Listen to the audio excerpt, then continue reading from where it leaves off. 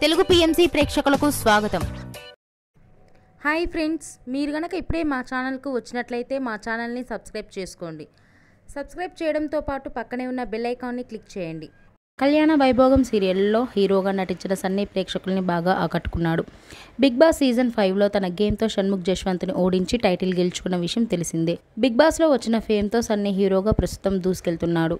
Unstoppable, సకల గుణాభిరామ వంటి సినిమాలతో పాటు ఏటీఎం వంటి వెబ్ సిరీస్లో కూడా సన్నీ నటించాడు. సన్నీ తన లేటెస్ట్ ఫొటోస్ని అభిమానులతో పంచుకున్నాడు. ఆ ఫొటోస్ని మనం కూడా చూసేద్దాం.